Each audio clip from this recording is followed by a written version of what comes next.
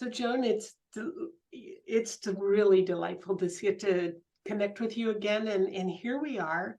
It's so much fun because we are participating in an incredibly different kind of book for what we've done in the past, and this is the Imaginist, Fairytales, Fables, and Folklore. What made you decide to participate in this year's book? Well, I think it's kind of exciting that it's fiction because the imagination that, because I do have quite the imagination, but as every other writer does, it's like, oh my goodness, it's like, you know what? We're no longer in a cage anymore, right? It's like whatever we want to create, we can create. Exactly. It is. And I just thought this would be a great opportunity because I think it's exciting that when you go through a traumatic experience that, and I never thought about this before, that how you're recreating yourself. And when you recreate yourself, it's like once you like, well, mine was the fire within, okay? And that's my phoenix just rising up through me and taking me to like a whole different universe. I mean, it feels like truly that I was catapulted out. So to be able to write this story, it just opened me up like you would not believe. And I think that through this, I know that I've grown. I actually think that I've manifested just about everything in my story because, well, a lot of it is true, but it's fiction too. Okay, you know what I mean?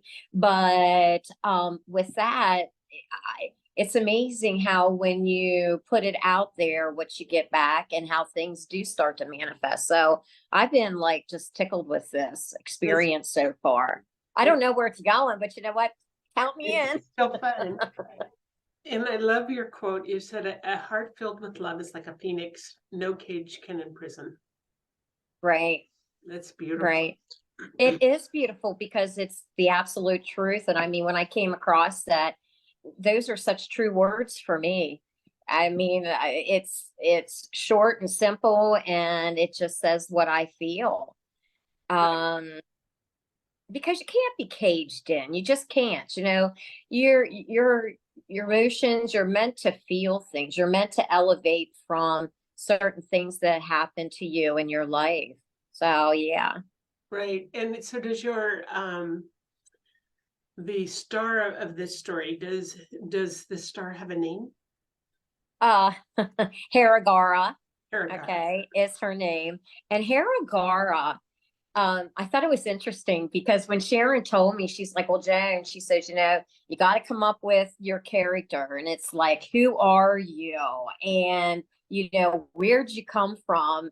And, you know, what is it that what you're going to do to change like the world or whatever. And I'm like, oh my goodness, you know what? It was almost high anxiety at that time. I'm like, oh yeah, I want to do this. But now it's like, okay, so I got to come up with all this.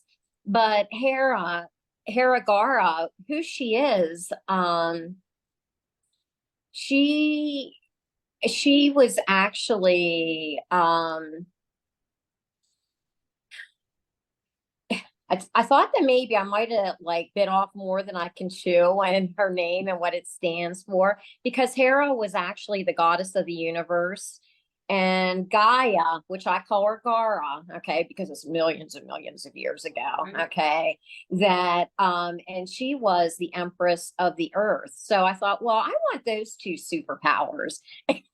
And it's like, oh my, that's a lot of superpower there. So and then I had to figure out, you know, it's like with Haragara, it's like she being the goddess, she's the empress in my world, okay, but how she came to be was because, and it's so strange because I never thought that I'd ever get into this writing. So it really challenges your thought process.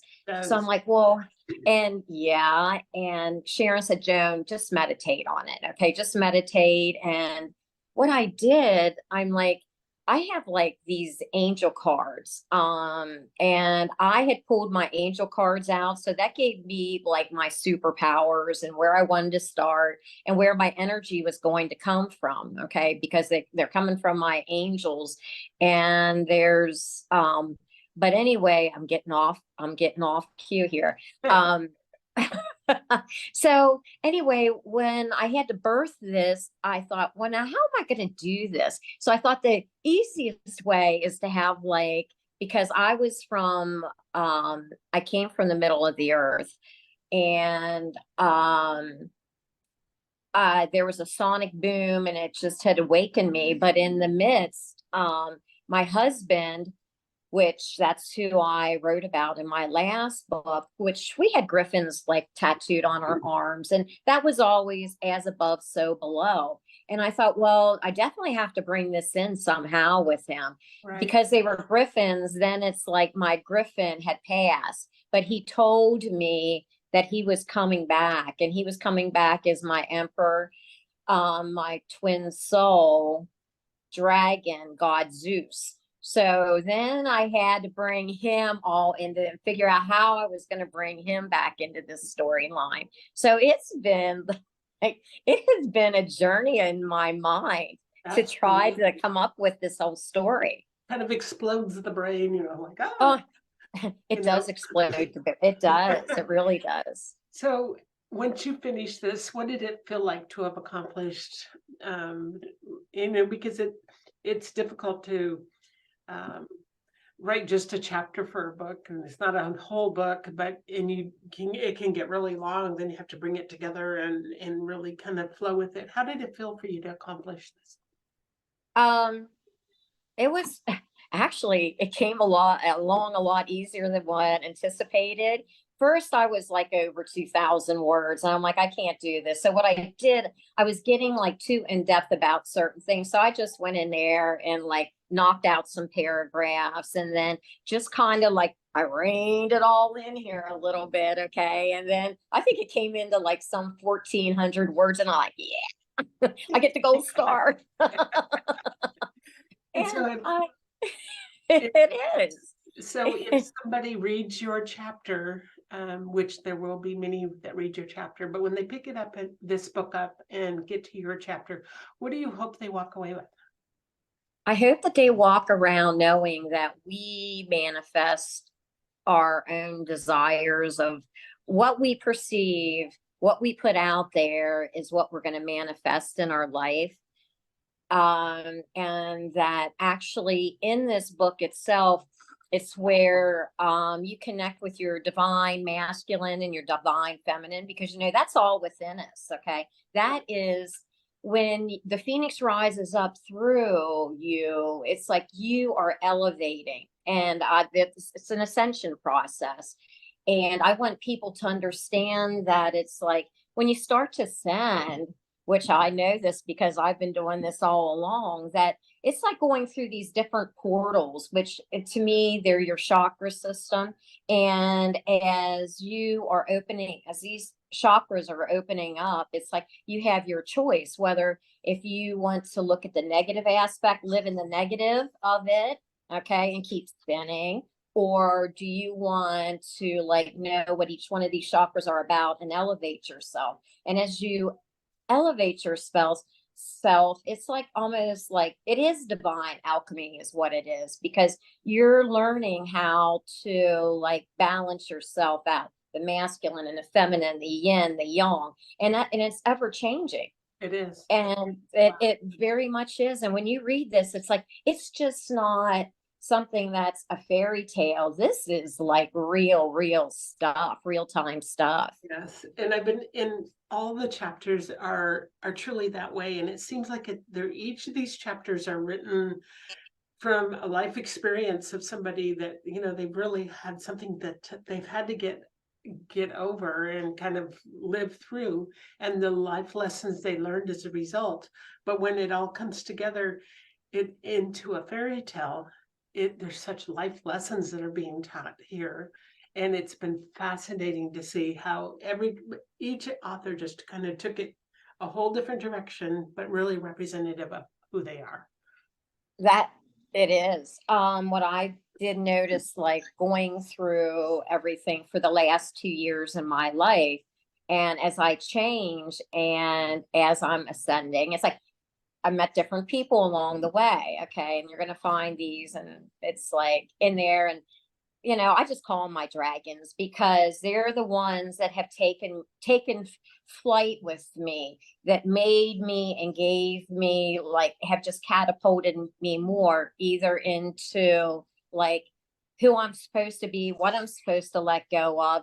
They might have been in my life for a short period of time, but each one of those people, they have actually like enhanced my growth process through all this. And that's it. It's just amazing because with that came my whole personal transformation, living through that. So I knew as each one of these dragons was coming into my life, I was learning from them. I realized the person that I was and who I was not any longer. And Right. I was never going back. I will never like once you start to send, you can never go back because spirit is not going to allow you to do that. If you do, you're going to sit there and I say just spin in purgatory for a while until it's like, come on, Joan, you can Come do on, this. straight Okay. up. Okay, I got it. As fun as it might be, sometimes it's like, okay, let's like, let's move ahead. Let's move it up. Right. Yeah. Beautiful. What a lovely interview, and so exciting to see this all kind of unfold before us. And we're only weeks away from the launch of this book, so there's a lot that's taking place right now. But we will have a great opportunity to celebrate because this is a major accomplishment that is this beautiful, beautiful book coming to the world. It is. With this, it's like I could see everybody, like, because, we've created our avatars, is that each one of these just take off and like go in and morph into something else or morph together, join together somehow. I see this is huge. I really, really do, because it's just so exciting, the whole fantasy aspect of it. And I know with each one of those authors, there's probably a lot of truth and a lot of things that they've written, even though it's fiction, but you know what, there's a lot of truth to it That's for right. everybody to learn something from. I'm just thankful for this opportunity. Very good. I am too. It's beautiful. So thank you for such a lovely interview, and we will Thank you. be staying in touch.